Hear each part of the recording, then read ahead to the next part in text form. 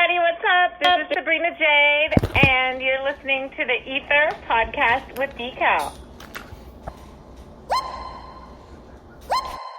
So, let's start with the E.I.T.H.R.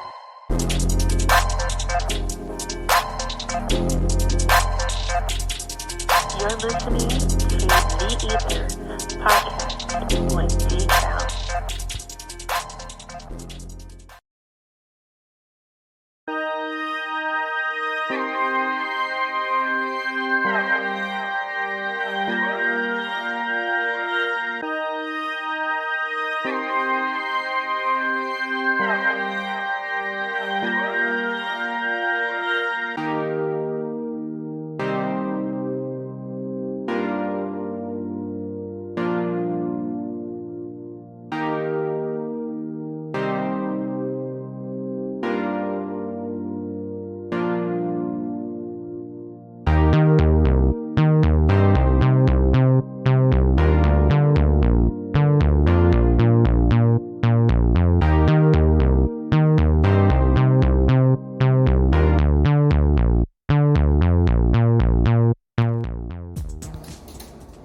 Happy Friday, ladies and gentlemen. It is your boy D-Cal here of the E.I.T.H.R podcast, episode number 40.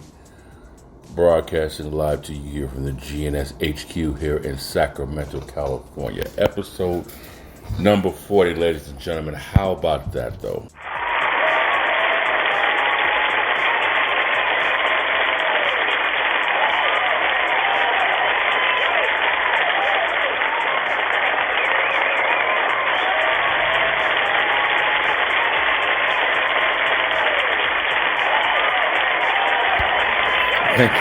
Thank you.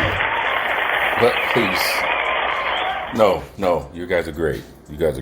Listen, I haven't done a podcast in a few episodes actually. The reason being I had some issues that I had to address with myself, and so I didn't want to give you guys any half-assed episodes or thoughts, or even, as they used to say back in the day, fake the funk on anything. So I wanted to give it to you guys 100 all the way through, all the way real 100%. So we back at it.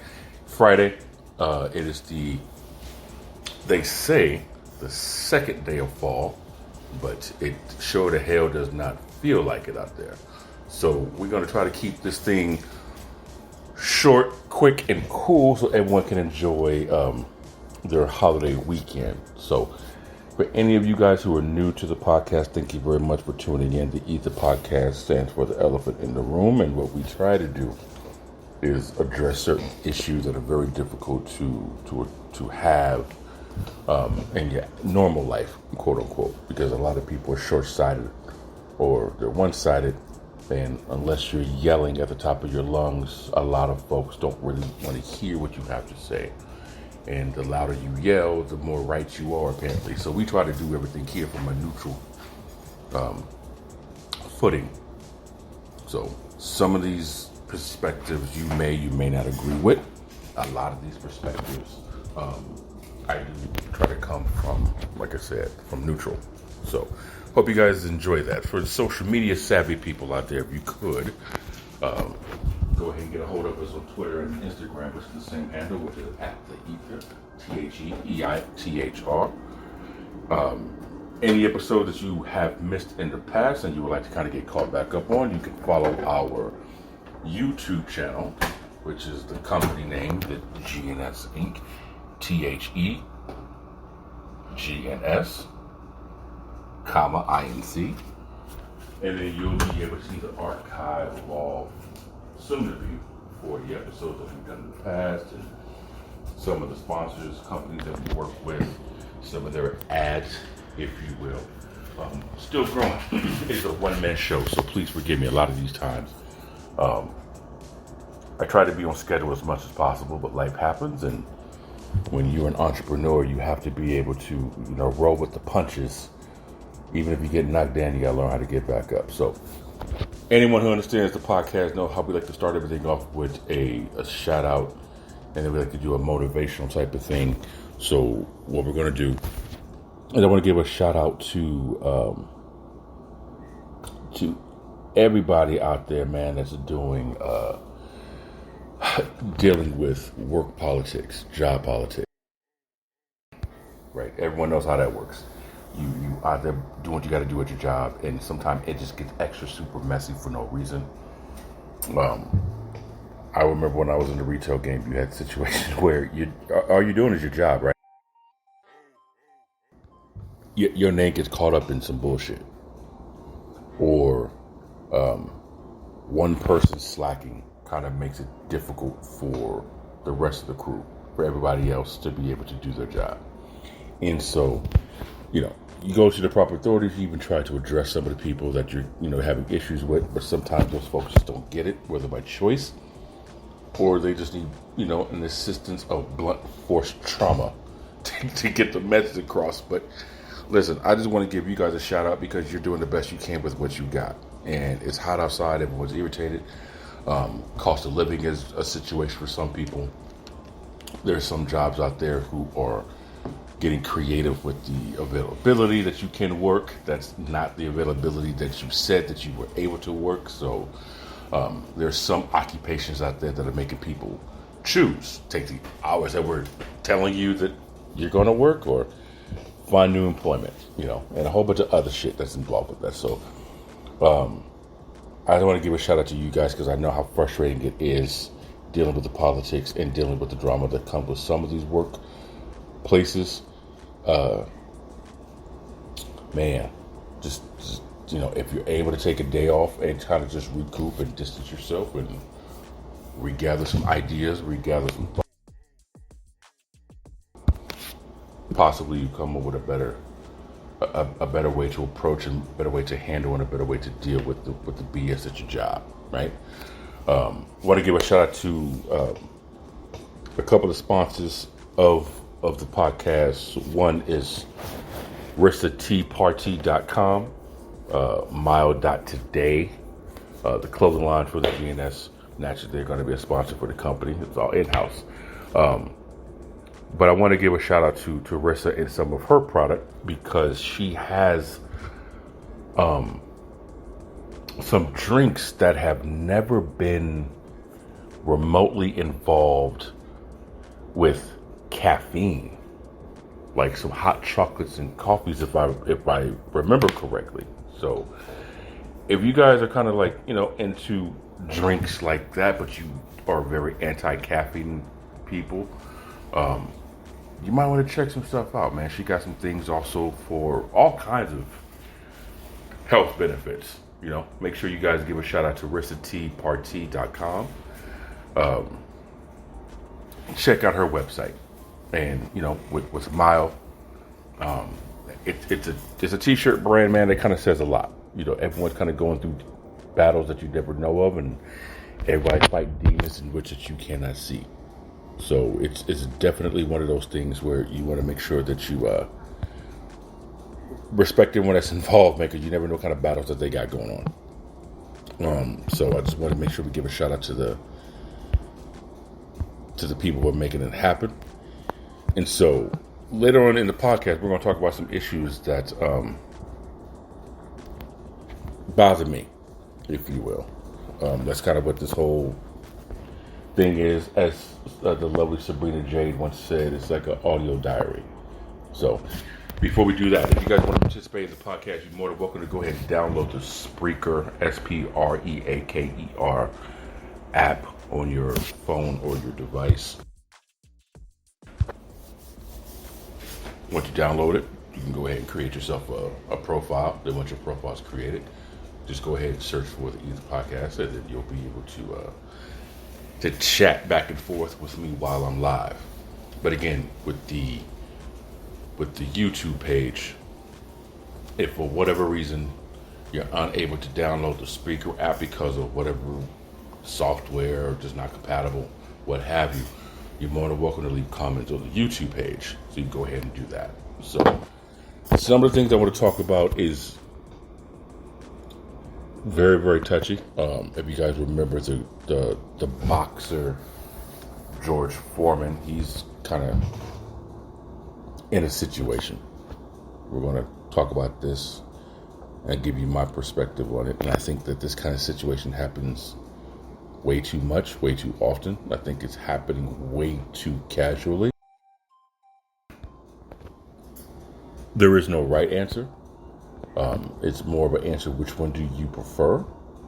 But I'm kind of seeing a pattern that I'm not really too cool with. And again, download the app or hit us up on YouTube and you kind of give your opinion about it. And then I want to kind of shout out to people out there who are afraid of commitment, not the kind of commitment you think, but a different type of commitment.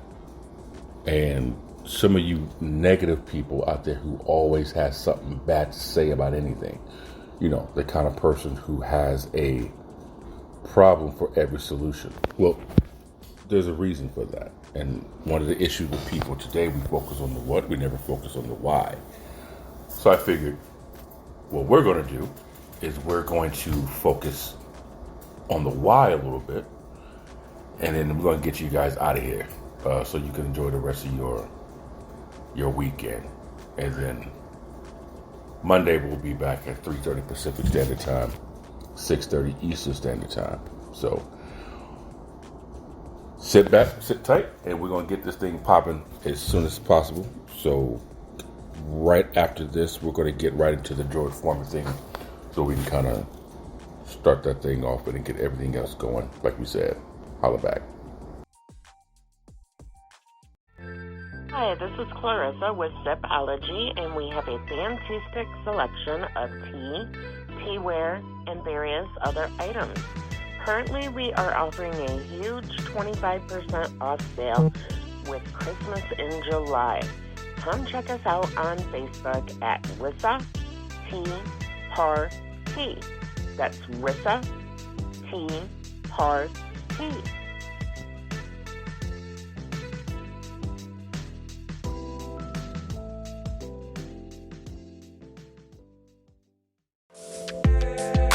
Most t-shirts are simply cool to look at or look in.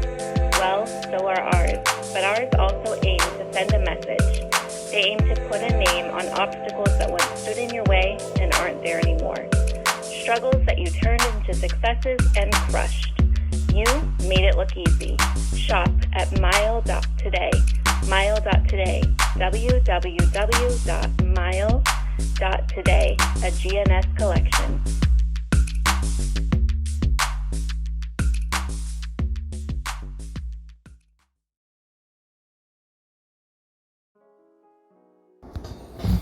Okay, so welcome back to the E.I.T.H.R. podcast. We're going to get right into this George Foreman situation that happened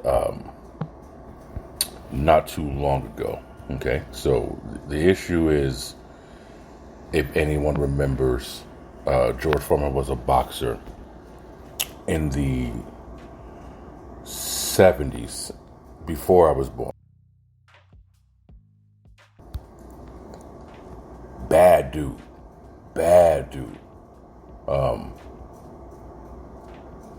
Kind of like the Mike Tyson of his day, in my opinion. Well, with his power, man. Dude was just knocking dents into punching bags at like 19, 20 years old. Like he was a heavy-handed problem. A lot of us remember the movie Ali, played by Will Smith. And you remember the fight with him and Ali, where Ali had came back. People believed that he was towards the end of his career and that, he was washed up and George Foreman was going to annihilate him, pummel him, just destroy him. And if anyone ever, saw the movie or you've seen the highlights of the video, you kind of see exactly how that fight turned out. And that's where you get the phrase rope-a-dope. Because despite his trainer's suggestions and coaching, Ali was smarter than everybody in the arena. and that's how he got the best in that particular fight. But George was a very intimidating boxer back in his day. If you like, you can just go ahead and see the highlights of that. Well, I want to say as of maybe a week or two ago, there were 1 to 2 females who say that George Foreman sexually assaulted them back in the 70s. Now, if anyone's been a fan of the of the E.I.H.R podcast, like I said, you can go back to YouTube and check out any episodes that we missed. I did a whole, basically, episode on sexual assault and self-defense and my stance on it, my perspective on it, what I believe, what I don't believe, so on and so forth on it. I'm not a fan of sexually assaulting anybody. Males assaulting women, women assaulting men. That's just a no-go. It's no bueno. Simple as that. But I do believe that there should be like a statute of limitation. If something like that happens 30, 40, 50 years ago, should something like that still be brought to the attention of the public, for one? 2, should legal action be taken? Not just with sexual assault, but just in general, anything else. If he did this, it was wrong, naturally. But I feel that in today's world, a lot of these situations, rightfully or so, wrongfully so, tend to be more of a money grab. Tend to be more of I'm going to smear your reputation and fuck you, pay me. Again, I'm not justifying what he did. If what he did is true, it's wrong. It should be dealt with. And again, when you're dealing with public figures, I feel, well, this is going to be something we can deal with because you're a public figure. That just comes with the territory. But I feel it's more of an extortion. I feel it's more of a, give us this and we're going to go to this because we know you have this, or we know you're hurting. We don't want to make you hurt anymore. And it's sad that we kind of live in a world like that. But what do you guys feel about the George Foreman situation? Do you know much about it? Have you heard anything about it? Is this the first time of you hearing anything about it? Do you feel that when it's 30, 40 years old, should it still have the same effect as if it happened 30, 40 weeks ago? Is it does it still hold the same merit? Is it still something that you feel we should still not just look into, but hold the man to the standard of as if it just happened? Like I said, for me, excuse me, 40 years ago, 50 years ago, that's to me that's tricky because it's so long. If I'm not mistaken, the situation with the Bill Cosby situation, they remembered one thing, and at that time goes on, her story didn't match. So is this a smearing of a character?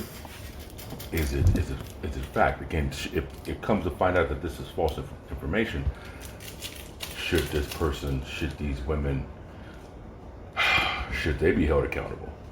Like, what say you? What's your opinion on something like that when it comes to sexual assault allegations, and especially when dealing with public figures, athletes, and it's been so long? Does the time frame matter to you? What say you guys? It's tricky. It's extremely tricky, but I don't know. Like I said, if something like this happened like I said, recently. I mean, but we live in a world today too when old shit is dug back up, we investigate it. We kind of go back into it and like reopen the case file, if you will. I personally think that's wrong. You know, I just think it's wrong. But then, like I said, the tricky part is for the sanity and the sanctity of the person who was assaulted, is there even such a thing as a wrong time to come out? Because maybe they finally was counseling, they talked to the right people, they felt safe enough to address it. Maybe they kept quiet this whole time because of hush money. Maybe they kept quiet because of intimidation. Maybe they kept quiet because a relationship wasn't standing and that relationship is no longer standing.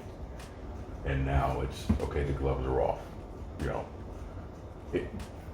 But is it being brought to the surface to the public because of retaliation, because of pettiness, or because of, well, this is right, it needs to be known? And what caused the person to wait so long to do something like that, to tell the world? That's going to be one of my first questions, is why so long? Right? Again, with the Bill Cosby situation, it's listen, man, and I wasn't born around that time, but I know people who were born around that time. And during that era, a lot of things happened at parties with people. Now, times were different, laws were different, perceptions were different, things were viewed differently. So, you know, assault is assault, which is assault, but was it viewed as an assault back then? Was it consensual? Again, was it consensual, and then you realize that consent then is assault now, and so you kind of taking it under the letter of the law of today's world. It's tricky to me, man, because again, I have female relatives who were born and walking around during that time, and times were different, you know, and a lot of their mindsets are also different. They kind of look at today's laws like this would never have flown back then, or you know, certain things that we frown upon today from back in the day. They look at, well, this is the responsibility of both people. They shouldn't have done this. Like, I'm not saying he's right. I'm not saying that she's wrong, or vice versa. But here are the circumstances. Boom, boom, boom, boom, boom. And I think today's world, one thing I will give back then, things tend to be a little bit more consistent. Shit wasn't right, but at least it was consistent. Today's world tends to be a little bit more inconsistent. In the perspective of being right or wrong, tends to be more subjective. Tends to be a little bit more, we like this person, we don't like this person. Maybe it's always been that way. I don't know. But I just feel after 40, 50 years of something like, I'm not saying let it go, but it just sounds suspect. But then again, I wasn't there to know the details, and who am I to sit back and say this is right, this is wrong? As a male, you know, who am I to sit back and say keep your mouth shut, it's been 50 years, right? But I do want to get the opinion of everybody on how you feel about a situation like that. The next thing I do want to bring up is, listen, people want to make changes in their life, and they want to do something different. You know, people may see a goal that they want to achieve. They see a lifestyle that they want to live. They see a person that they want to marry, or something about themselves that they want to change. And I remember Jay-Z saying something where folks will emulate the end result. They're not going to see the process it took to get that end result. And damn, that shit is so true, right? I said this before in earlier episodes, is everybody just needs to stop trying to skip the struggle. Skipping the struggle is the problem. That is the problem. That is a major problem. Anyone who's ever worked out, lost weight, got in shape, the working out fucking sucks, right? Nobody wants to go to the gym. Nobody wants to run and do sprints. Nobody wants to jog and do marathons. Nobody wants to train. Nobody. But everybody wants the glory that all that work brings you. They want that acknowledgement. They want those accolades, right? Everybody wants the awards and the ceremonies and the praises and to be placed up on the pedestal. Everybody wants that. But they don't want to do the back end work that it takes to make that happen. And I don't know, I feel like that's that's a lazy man's mindset, right? Listen, if one thing is not for you, it's not for you. Completely understand.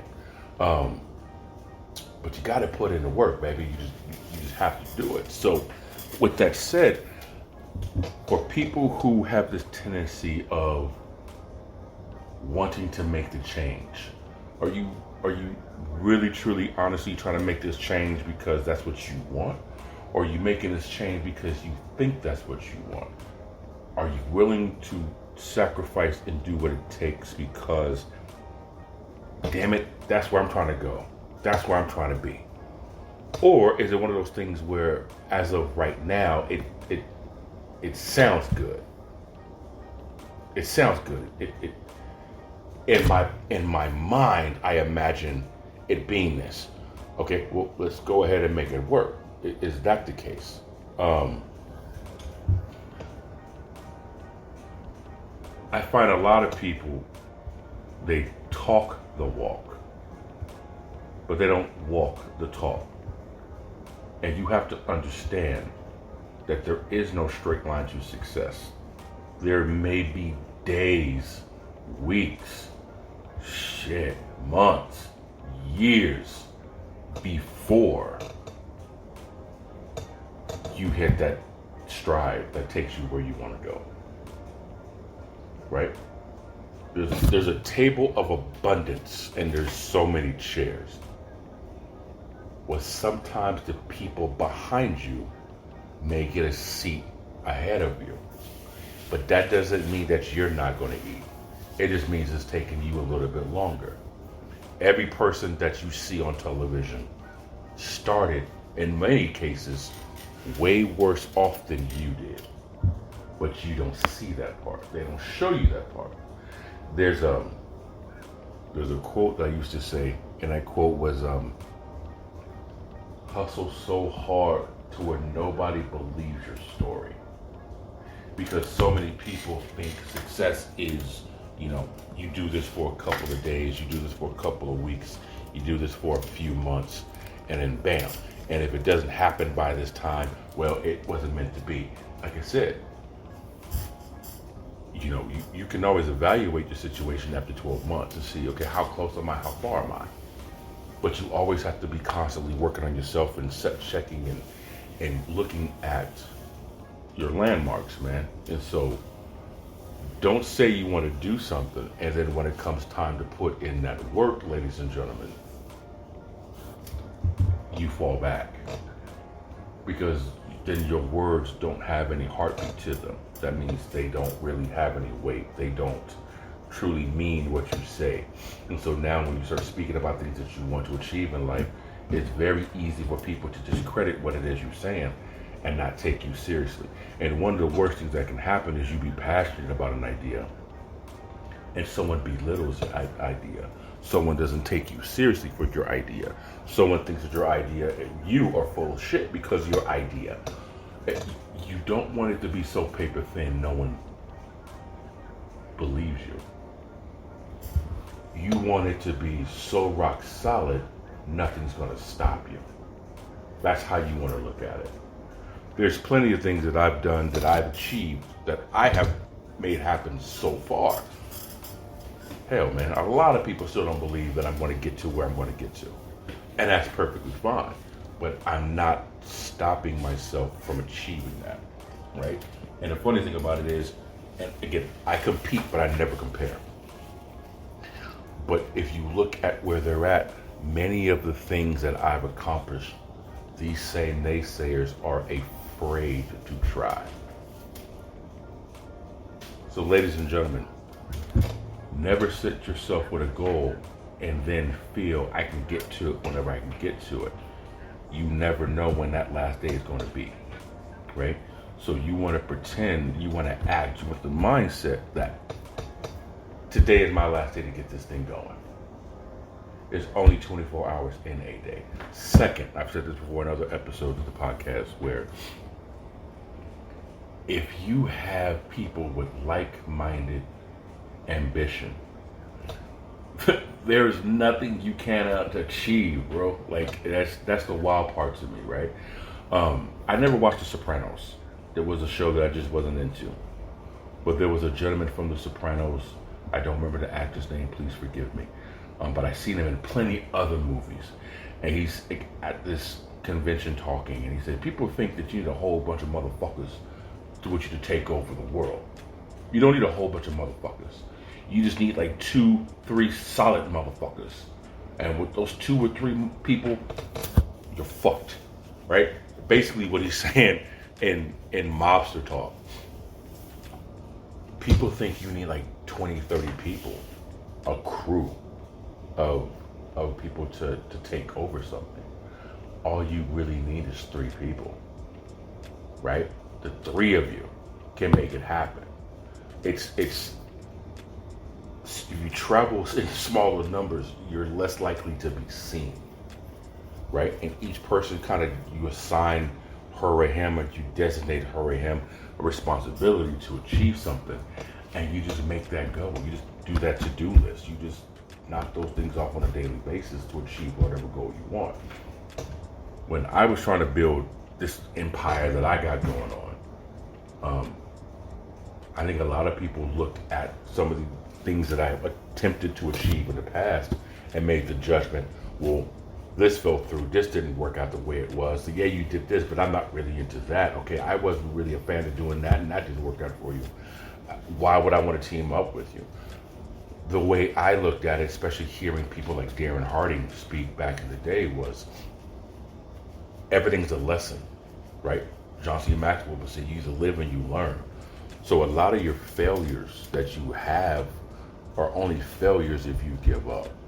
But if you take those failures and learn a lesson, you didn't lose anything. You gain knowledge on how to apply it to something else and make that fit. So when you have somebody that's wants to achieve something, listen, you cannot want that more than them. You cannot want it more than them. If someone is driven by money, there's a great chance they're not going to fulfill the goal that they want. Here's the reason why, in my opinion, from my experience. If a person wants to do something because it's money, and that's what they want to see the money, well, they're always going to fall short of achieving a goal one day, because why? They need the money right now to do something else. Somebody can sit back and say, I'm unable to go here to do this today. Well, why weren't you able to meet us? Well, I needed the money to take care of this. Well, we're trying to make money over here by doing this right here, so we don't have to worry about that. Yeah, but money here, I need it. Everyone has bills. Everyone has something that's outstanding. Everybody has something that they're struggling with. That's not the problem. From my experience and my lifetime, what you want to do is you want to be able to say, it's not the money, it's the passion. C.T. Fletcher, Superman from Compton, his obsession is what drives him to do what he does. It's his obsession. That's what makes him say, you know what? Nothing's going to stop me from working out at 4 o'clock in the morning. Nothing. Because he's obsessed with it.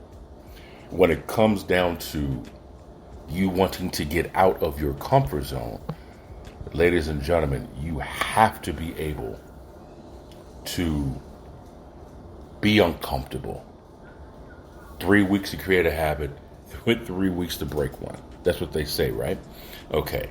So if that is the case, ladies and gentlemen, you have to sit back and say,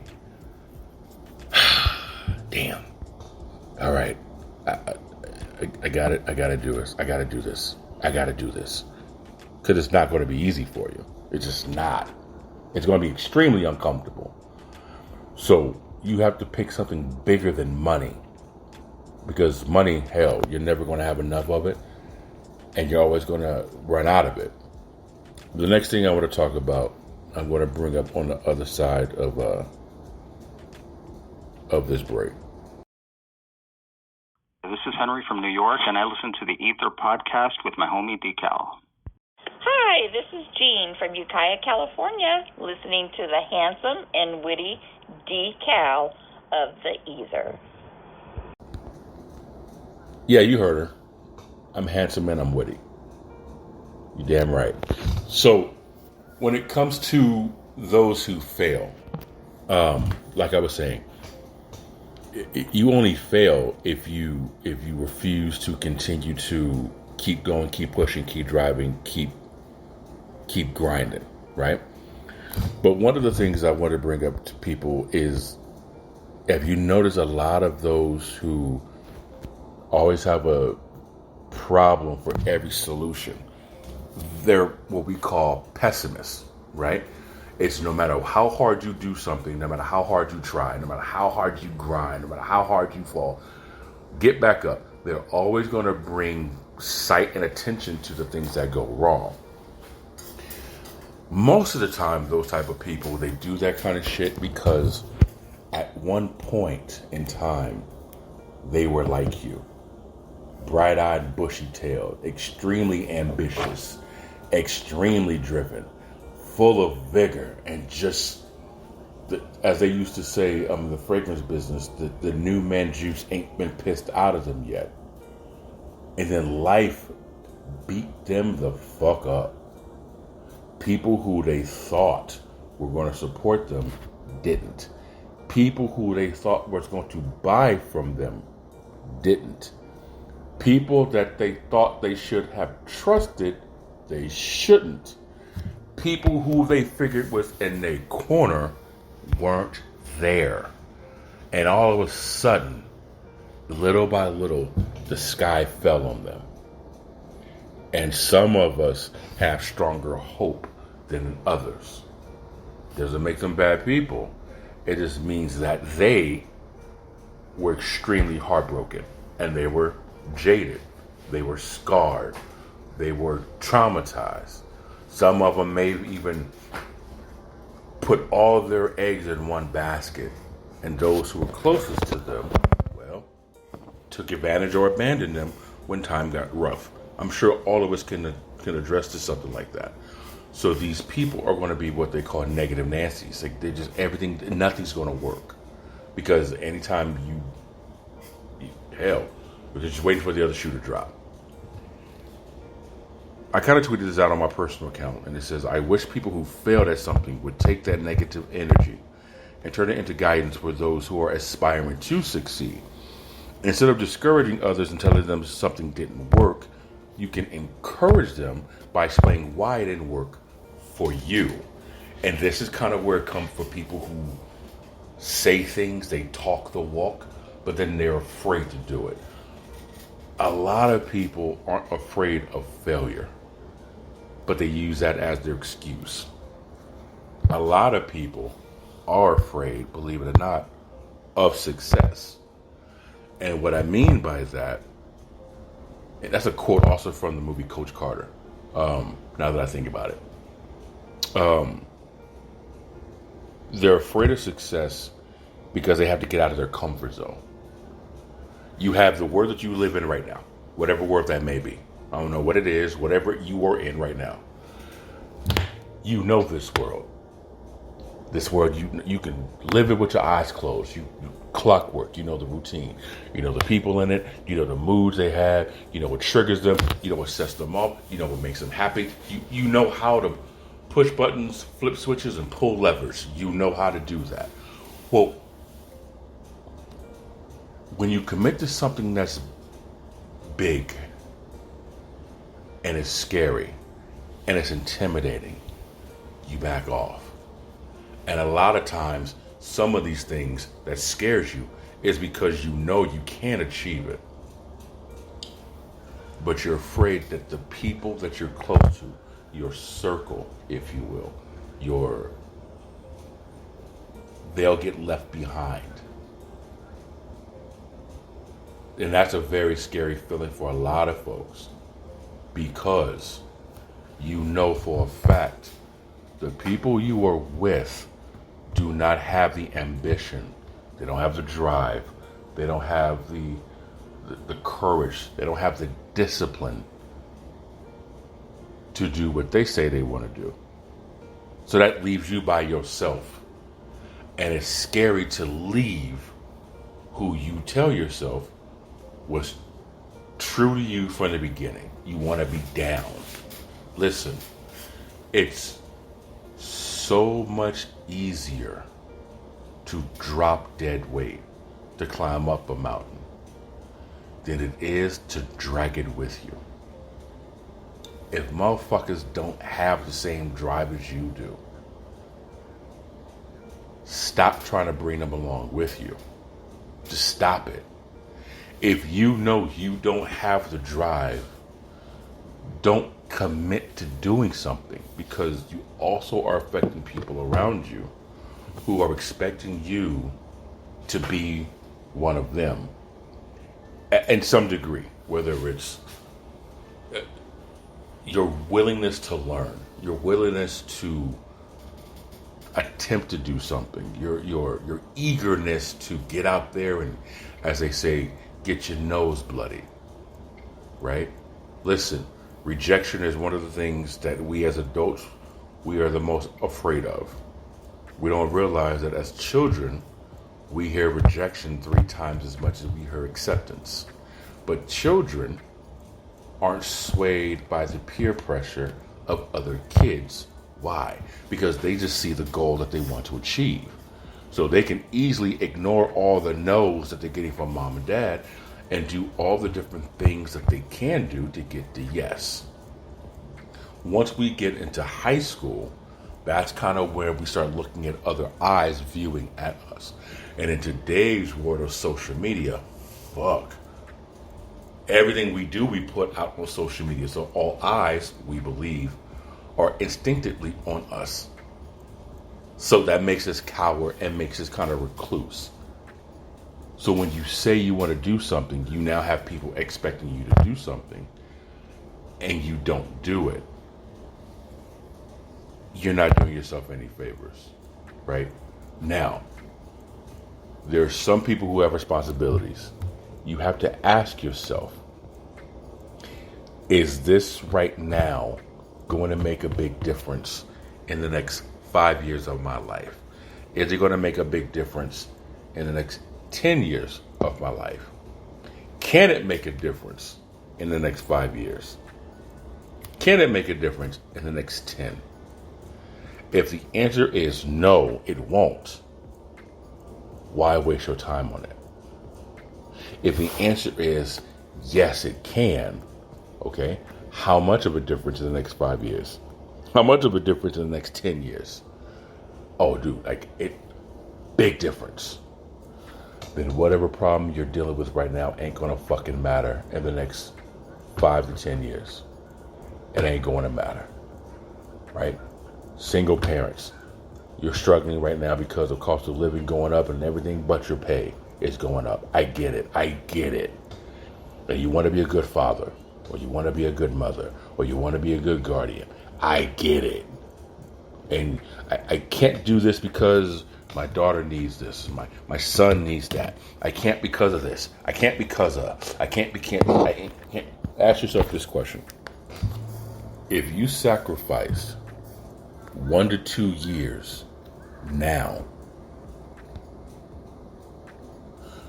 to work on and achieve something that will set your family forever,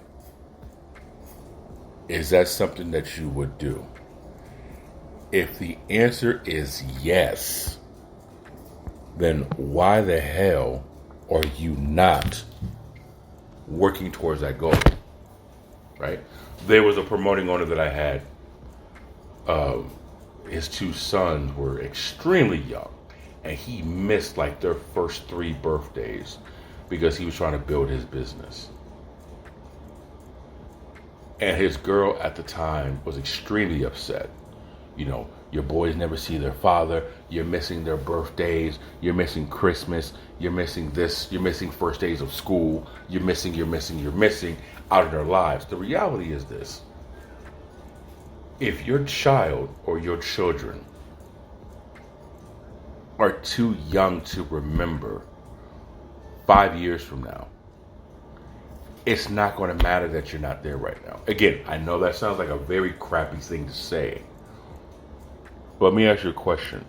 If you do nothing 5 years from now and you're in the same place, the pain of regret is going to hurt you more than the pain of success. It's going to kill you. Because then you're going to have a resentment. You're going to have a resentment towards you. Because you stopped you for being the better you could have been today, which would have been 5 years later. You see what I'm saying? Then you have the nerve to tell your child, never give up on what you want to do, because you can achieve anything. Because then one day that kid's going to look at you and sit back and say, well, you gave up on yours. Then how do you answer that question? Which is another reason why I continue to keep pushing. I refuse. I'm taking all these falls and getting back up so I can teach you how to build your tolerance and keep your balance at the same time. And a lot of folks, what they do is they see their peers who are trying to start a company, who are trying to start a business, who are trying to start something from scratch. And they use your shortcomings, your failures. They see your trips and your falls, and they think that's what they're going to do because they don't see the success. They only see the struggle. And so they think, if I do what you do, I'm going to do what you did. Not realizing you're learning how not to make that mistake again. And it's one of those things you can also explain to them, here's why you don't want to make this mistake again. Because this is what I learned when I made that mistake. And a lot of people are afraid of failure. Again, they're afraid of looking embarrassing.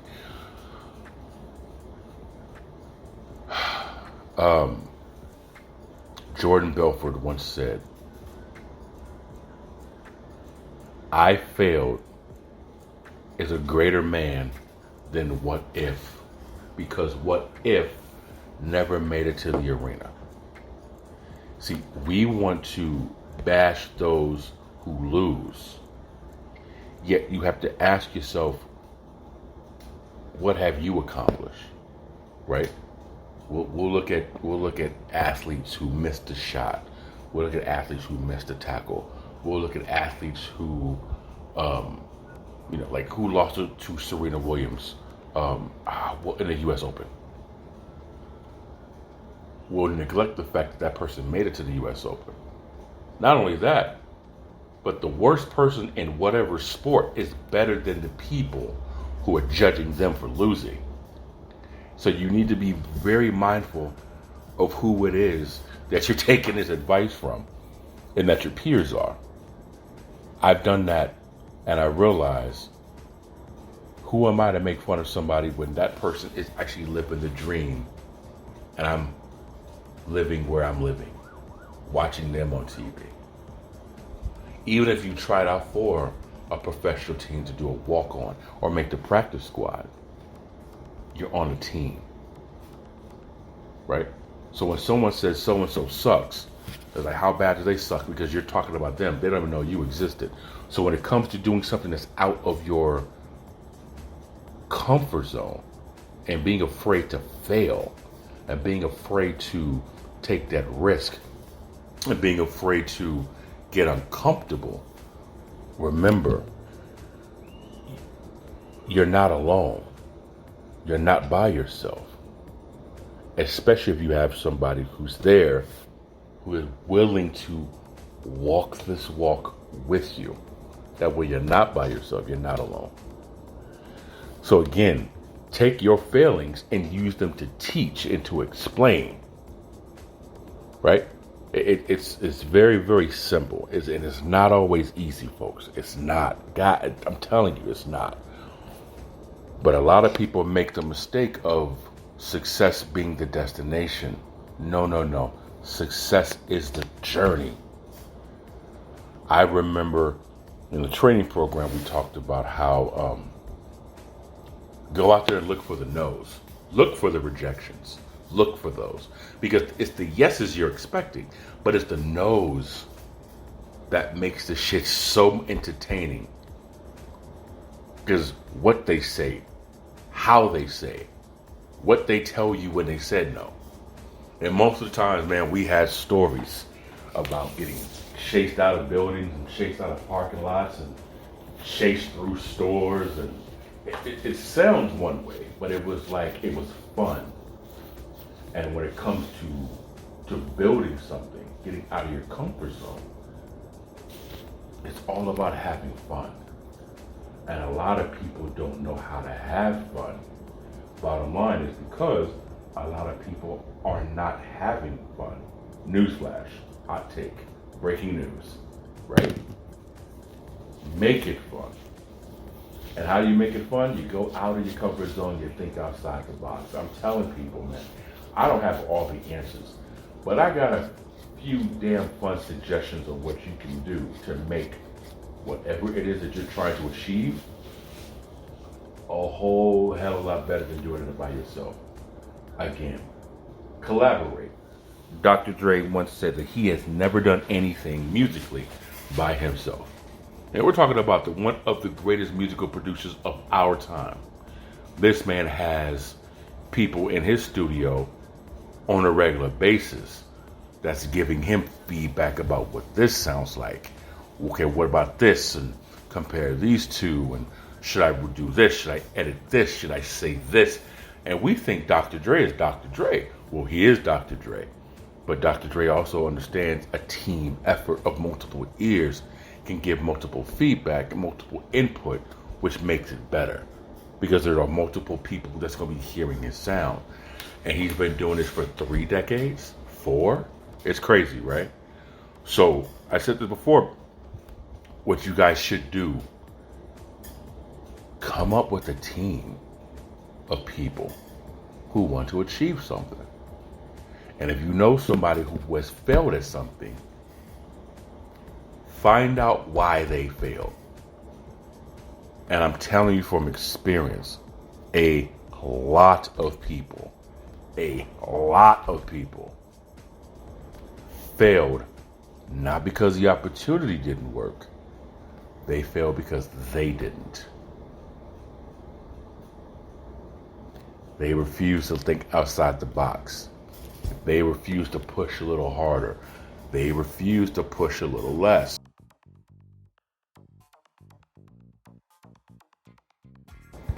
They figured they had all the answers.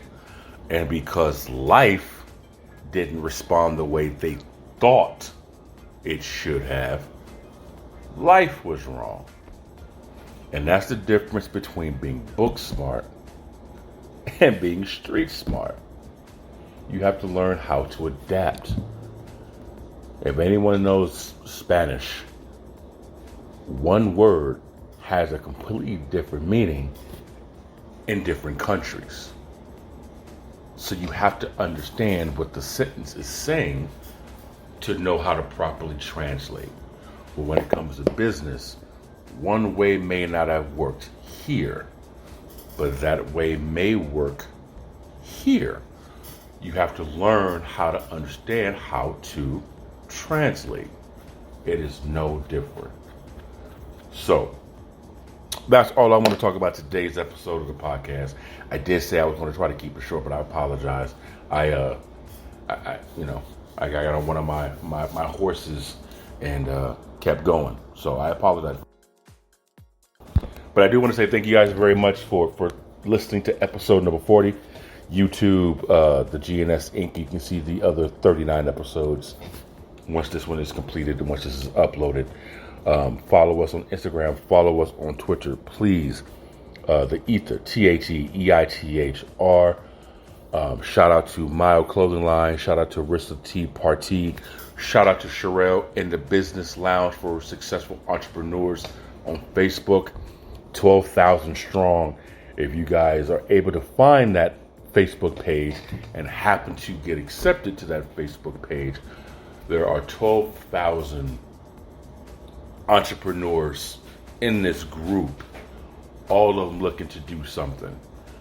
Great way to promote, great way to get some exposure to your social media pages, so on and so forth.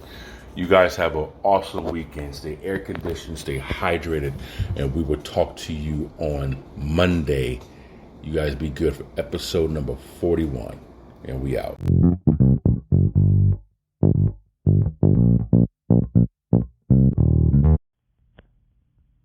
State ascoltando il podcast E.I.T.H.R con D.Cal.